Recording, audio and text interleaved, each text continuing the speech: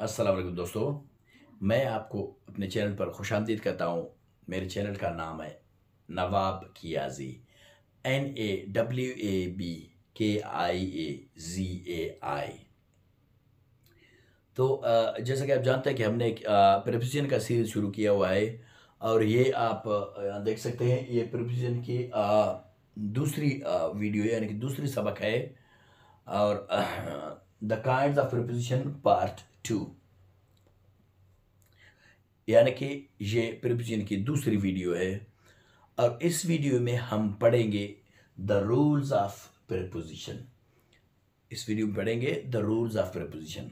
सही है, तो चलते हैं रूल्स की तरफ। पहला रूल है, आप देखिए यहाँ, the prepositions must take nouns और प्रोनाउंस एज ऑब्जेक्ट्स।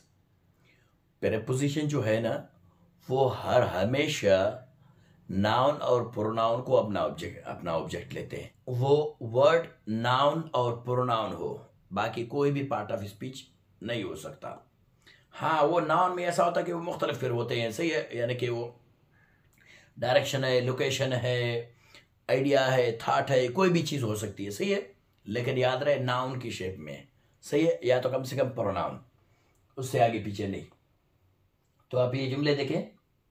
हाँ, कभी कभी ऐसा होता है कि ये एब्स्ट्रैक्ट मीनिंग भी देता है। सही है, मटेरियल मीनिंग के अलावा, यानी कि वो वर्ड से जो रिलेट कर रहा है, जो जो वर्ड है वो नाउन है।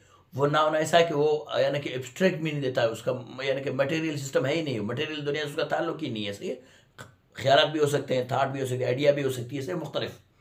सो ये मेरा कहने का मतलब है। तो चलते हैं जुमलों की तरफ। She is in the kitchen, noun है, इन प्रीपोजिशन है। ही इज ट्रेवलिंग बाय बस, बाय प्रीपोजिशन है, बस नाउन है। अच्छा, she is fond of cooking, of preposition है, कुकिंग नाउन है। I was looking for him, I was looking for him. अच्छा, यहां एक और बात मैं बता दूं, ये जो प्रोनाउन मैंने बताया कि प्रीपोजिशन के ऑब्जेक्ट के तौर पर इस्तेमाल होते हैं, ये याद रहे हर हमेशा ऑब्जेक्टिव प्रोनाउन। सब्जेक्टिव प्रोनाउन कभी भी ऑब्जेक्ट के तौर पर इस्तेमाल नहीं होते हैं, ये याद रहे। कौन सा सब्जेक्टिव प्रोनाउन? सब्जेक्टिव प्रोनाउन यानी कि I, you, we, they, he, she, it, ये कभी भी प्रीपोजिशन के ऑब्जेक्ट के तौर पर इस्तेमाल नहीं होते हैं। तो ऑब्जेक्टिव प्रोनाउन कौन से है? ऑब्जेक्टिव प्रोनाउन ये है, यानी कि आई से मी में चेंज होगा, यू से ऐसे यू है, सी इसका, इसका दोनों एक ही है। अच्छा, वी से अस में चेंज होगा, दे से देम में चेंज होगा, ही से हिम में चेंज होगा, शी से हर में चेंज होगा, इट से इट में। यानी कि ऑब्जेक्टिव प्रोनाउन जो है ना, वो ये है, me, you, us, them, him, her, it, ये याद रहे। ऑब्जेक्ट के तौर पर ये इस्तेमाल हो सकते हैं, I, you, we, they, he, she, it, ये इस्तेमाल नहीं हो सकते। क्यों? क्योंकि वो सब्जेक्टिव प्रोनाउन है। सही है, ऑब्जेक्ट के तौर पर इस्तेमाल होती है वो ऑब्जेक्टिव प्रोनाउन, ना कि सब्जेक्टिव प्रोनाउन, ये याद रहे यार हमेशा। सही है, तो देखिए यहां, I was looking for him objective pronoun है। अगर ये होता यहां I was looking for he, तो ये गलत होता, क्योंकि ही सब्जेक्टिव प्रोनाउन है। सही है, दूसरे जुमले देखिए, she was looking at me. अगर ये होता कि शी वॉज लुकिंग एट आई, तो गलत होता, क्योंकि सब्जेक्टिव केस हर हमेशा हर हमेशा ऑब्जेक्टिव केस, यानी कि प्रोनाउन का ऑब्जेक्टिव केस ऑब्जेक्टिव के तौर पर इस्तेमाल होता है प्रीपोजिशन के लिए। सब्जेक्टिव केस कभी भी नहीं होता, ये याद रहे हमेशा से दिमाग में। सही, ये ज़हन में रखें। अच्छा, चलते हैं दूसरे रूल की तरफ। The first form of verb can never be the object of preposition. The first form of verb can never be the object of preposition. Why? पहले मैंने कहा ना कि ऑब्जेक्ट के प्रीपोजिशन के ऑब्जेक्ट नाउन और प्रोनाउन होते हैं, तो वर्ब कहां होगी? वर्ब तो दूसरे पार्ट ऑफ स्पीच है। सही है, तो देखते हैं जुमलों को। We are looking forward to meeting you. यानी कि खुदा न ख्वास्ता प्रीपोजिशन को प्रीपोजिशन के बाद वर्ब को आना है ऑब्जेक्ट के तौर पर, तो फिर उसमें आप क्या करेंगे, आप वर्ब को आईएनजी फॉर्म लगा देंगे, तब वो क्या बनेगा, एक नाउन बनेगा। कौन सा नाउन बनेगा, वो बनेगा वर्बल नाउन, जेरंड जिसे कहते हैं। सही है, जेरंड कहते हैं। तो फिर जो है ना हम इसको प्रीपोजिशन के ऑब्जेक्ट के तौर पर इस्तेमाल करते हैं। किस चीज़ को, वर्बल नाउन को। सिर्फ वर्ब को, यानी कि वर्ब के first form, second form, third form ये नहीं हो सकते। हो सकता है सिर्फ और सिर्फ क्या, gerund.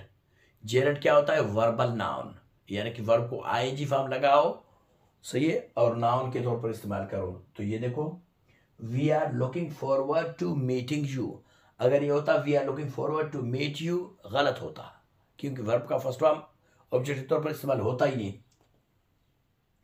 He is interested in painting, he is interested in painting, अगर ये होता he is interested in paint, गलत होता। सही, तो ये याद रहे। He forbade me from driving fast, तो देखो ये फिर से नाउन का काम कर रहा है। सही है, अगर ये होता ही फोरबेड मी फ्रॉम ड्राइव, तो गलत होता। क्यों, क्योंकि वर्ब ऑब्जेक्ट के तौर पर इस्तेमाल नहीं होता है, तो इसीलिए फोरबेड मी फ्रॉम ड्राइविंग फास्ट। एक गलती ये होती, दूसरा ये होता कि ये दो वर्ब, ये फोरबेड इधर वर्ब है, ये ड्राइव, ये दो वर्ब एक जुमले में कैसे इस्तेमाल हो सकता है, जाहिर उनमें से एक को नाउन होना पड़ेगा। सही है, तो ये याद रहे, एक जुमले में दो वर्ब एक साथ नहीं इस्तेमाल नहीं हो सकते। सही है, यानी कि फाइनाइट वर्ब का मैं बता रहा हूं। अच्छा, I am good at teaching, सही, अगर ये होता I am good at teach, तो ये गलत होता। सही है, तो इस तरह के बहुत सारे जुमले बन सकते हैं। I am good at teaching, I am good at painting, I am good at writing, I am bad at solving the problems, I am interested in painting, I am talented in hunting. बहुत सारे इस तरह के जुमले बन सकते हैं। वही मैंने बताया कि वर्ब को आईएनजी फॉर्म लगा के नाउन बना के फिर आप इसको जो है प्रीपोजिशन के ऑब्जेक्ट के तौर पर इस्तेमाल कर सकते हैं, अदरवाइज नहीं। सही, तो चलते हैं तीसरे रूल की तरफ। तीसरा रूल ये है, do not confuse preposition to with infinitive to, यानी कि ये जो टू है ये एक हिसाब से बोलो दो किस्म के होते हैं, एक इन्फिनेटिव टू है, एक प्रीपोजिशन टू है।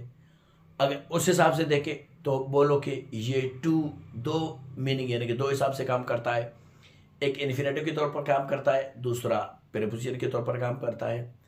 अच्छा, इसमें फ़र्क क्या है, अगर आप कहीं देखें लिखा हुआ है, सही है, तो वर्ब के बाद प्रीपोजिशन के बाद वर्ब फर्स्ट फॉर्म वर्ब आया हुआ है, तो उसको आप क्या करें, उसको आप इन्फिनेटिव तस्वुर करें, प्रीपोजिशन तस्वुर न करें, क्योंकि प्रीपोजिशन अपने बाद फर्स्ट फॉर्म वर्ब कभी भी नहीं लेता, ये याद रहे।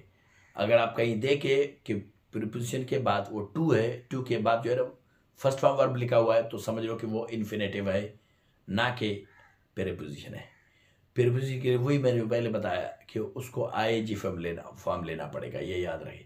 सही है, ये फ़र्क है इनमें। अब जुमले देखें ज़रा, I don't want to listen anything, तो यहाँ आप देखें ये जो टू है ना, इसके बाद जो वर्ब आया हुआ है इसको आईएनजी नहीं है, तो इसका मतलब क्या है, इसका मतलब यह है कि ये इन्फिनेटिव है, ना कि प्रीपोजिशन है, ये इन्फिनेटिव है। सही है, दूसरा जुमला देखिए, she has to go there. अच्छा, यहाँ जो है ना ये हैज़ टू जो है ना, ये खुद एक दूसरे ग्रामर की पार्ट है, जिसे यानी कि present obligatory, past obligatory, future obligatory कहते हैं मुख्तलिफ, लेकिन यहाँ हमने इनको लेना है सही, टू गो है, तो ये जो टू गो जो है ना ये इन्फिनेटिव है, ना कि प्रीपोजिशन है। क्यों, क्योंकि वर्ब को आईएनजी फॉर्म नहीं लगता है इधर। सही है, तो ये हो गया infinitive, she has to go there. उसके बाद चलते हैं दूसरा, यहां आप फर्क देखिए, I am used to teaching, I am used to teaching, तो यहां फर्क देखिए, ये प्रीपोजिशन है। क्यों, क्योंकि ये नाउन का काम कर रहा है। सही है, ये नाउन का काम कर रहा है, ये टू के बाद जो है ना वर्ब आईएनजी फॉर्म के साथ आ रहा है, तो ये नाउन का काम कर रहा है, तो यही फर्क है। दूसरा जुमला देखिए, we look forward to seeing you, we look forward to seeing you. सही, तो अगर ये होता we look forward to see you, तो ये इन्फिनेटिव तो हो सकता था, लेकिन प्रीपोजिशन नहीं हो सकता था, इसको जो है ना प्रीपोजिशन बनाने के लिए वर्ब के जो है ना वर्ब के साथ आईएनजी फॉर्म लगाना पड़ता है, तब ये क्या होता है, ये नाउन के तौर पर काम करता है, वर्बल नाउन के तौर पर काम करता है, जेरंड के तौर पर काम करता है, तो और इसकी जो है ना ऑब्जेक्ट के तौर पर काम करता है। सही है, यही फर्क है इनमें। अच्छा, चलते हैं आखिरी रूल की तरफ। It is not necessary that the object of preposition must come after the preposition, sometimes it can come before the preposition. ये जरूरी नहीं है कि जो प्रीपोजिशन जो है ना, जो वर्ड से रिलेट कर रहा है, नाउन से रिलेट कर रहा है, जरूरी नहीं है कि वो नाउन या कि प्रोनाउन उस प्रीपोजिशन के बाद आ जाए। कभी कभी ऐसा होता है वो उससे पहले भी आ सकता है, यानी कि चांसेस है, सही आ सकता है। तो ये याद रहे, कहीं आप कोई जुमला देखो ऐसा कि प्रीपोजिशन के बाद कुछ है ही नहीं, जुमला ही प्रीपोजिशन पर खत्म होगा, तो आप ये न कहिए भाई कि ये जुमला गलत है, क्योंकि इसके बाद प्रीपोजिशन का ऑब्जेक्ट मौजूद नहीं है। नहीं, ऐसा नहीं होता है, इसका ऑब्जेक्ट पहले आया होगा जुमले में कहीं। सही है, ये याद रहे। तो देखिए, what are you talking about, what are you talking about. अब देख, प्रीपोजिशन ये है और इसका ऑब्जेक्ट ये है, और मैंने आपको पहले बताया कभी कभी ऐसा होता है कि मटेरियल मीनिंग के अलावा ये एब्स्ट्रैक्ट मीनिंग भी देता है। अब देखिए, यहाँ ये जो वाट है, तो उसका जो सही है, ये तो यहाँ मटेरियल के तौर पर सवाल नहीं हुआ है, सही, एब्स्ट्रैक्ट मीनिंग रखता है। सही है, ये आइडिया है, थॉट है, कोई पूछ रहा है ना कि सवाल उससे। सही है, what are you talking about, अब क्या बात कर रहे हैं, क्या बोल रहे हैं आप, तो ऐसा भी हो सकता है। सही है। अच्छा, इसका दूसरा लेवल देखिए, what are you looking for, what are you looking for. फिर से वही बात, प्रीपोजिशन पे जुमला खत्म हो गया और इसका जो ऑब्जेक्ट जो है ना वो इधर है। सही, ऑब्जेक्ट बोलो या बोलो रिलेट करता है। सही है, जरूरी नहीं है कि जो ऑब्जेक्ट हो, कभी कभी ऐसा प्रीपोजिशन रिलेट करता है, सही है, वर्ड से, वो नाउन से। सही है, वो ये। अच्छा, अभी देख तीसरा जुमला, bye whom the letter was written, by whom the letter was written। अब देख, ये फिर से प्रीपोजिशन बिल्कुल अव्वल में आ गया, शुरू में आ गया, उसका ऑब्जेक्ट बाद में है, तो ऐसा हो सकता है, मुमकिन है। सही है, हर हमेशा ये याद रहे, जरूरी नहीं है कि प्रीपोजिशन के बाद ही उसका ऑब्जेक्ट आ जाए तब भी जुमला करेक्ट है, अदरवाइज रॉन्ग है, ऐसा नहीं है। ये इंग्लिश है, इसका कोई भरोसा नहीं है, इनमें मुख्तलिफ चीज़ें हो सकती हैं। सही है, तो मेरे ख्याल से आज का सबक आपको समझ आ गया होगा। ज़िंदगी रही, फिर कभी किसी नई वीडियो में मुलाकात हो जाएगी इंशाअल्लाह। तब तक अल्लाह निगहबान।